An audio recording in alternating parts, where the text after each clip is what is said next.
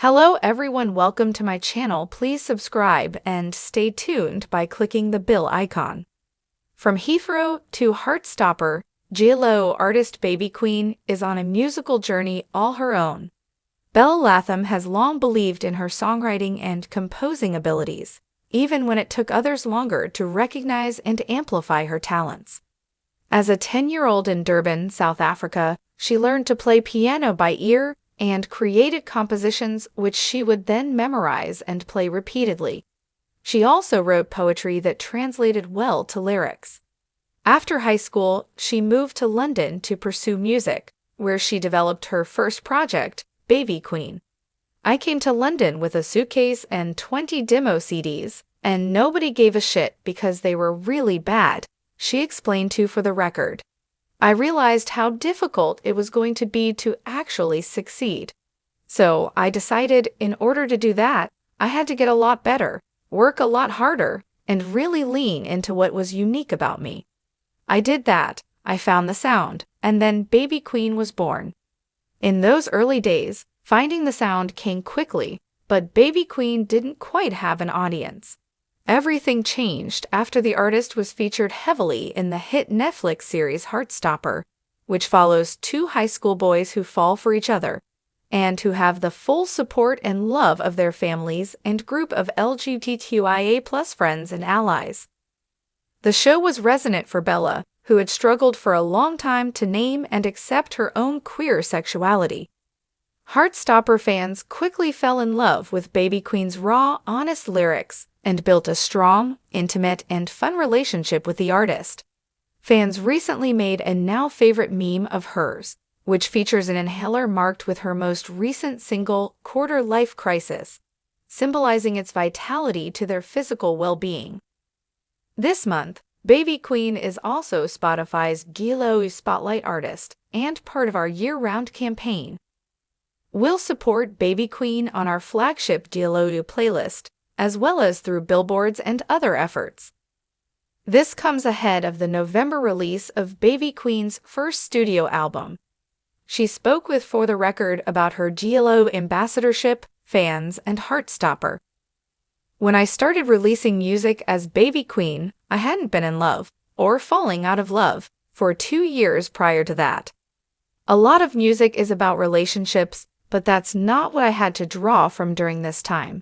It gives you the most feeling and the greatest urge to sit down and write music. So it's been difficult not having any of that. But during this time, I've really looked at myself and my face in the mirror and tried to unpack things about myself and tried to be very honest. I really love being so honest that the listener might hear it and feel uncomfortable or say, 'Oh, did she really just say that?' And I think the reason people have connected to it is because I just have been really honest about some of the really difficult experiences I've had and the difficult parts of growing up and society and the world that we live in. I think that my music is something that young people can listen to and feel like they are being heard, or like the thoughts in their mind are being said out loud. That's been really amazing because I feel less alone by finding this community. They're really funny, they have great emotional depth, and they think about life deeply. They're overthinkers. They're people just like me who have struggled and felt alone, and a lot of them are part of the LGBTQIA+ community. I feel there are a lot of them who are trying to find their way through life and find out where they belong. And I feel like we've almost been doing that together, which has been amazing. In your upbringing as a queer person, you can feel quite isolated. And you're quite lucky if you're living in a metropolitan city and there are more versions of you that you can relate to. But most queer people are born in small towns and don't have that. So finding an artist you really connect with, or a TV show or anything, opens up an entire world. That's what queer artists like Hayley Kiyoko and Troye Sivan were to me. When I was struggling with my queer identity when I was younger, I felt like there was something wrong with me. I felt a bit trapped.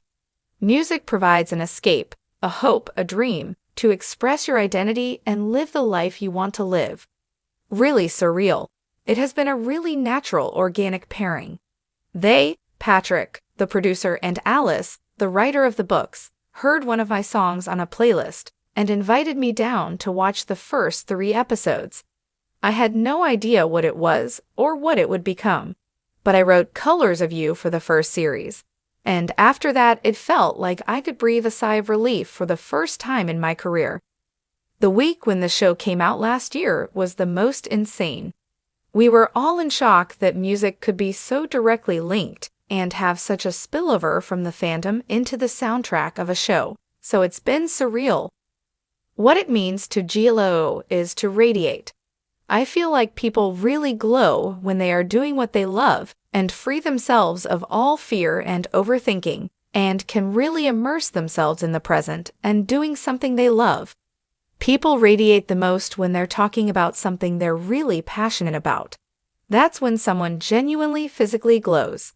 I feel like the moment I glow the most is when I'm on stage, because I'm not thinking about anything other than being immersed in that moment of doing what I love.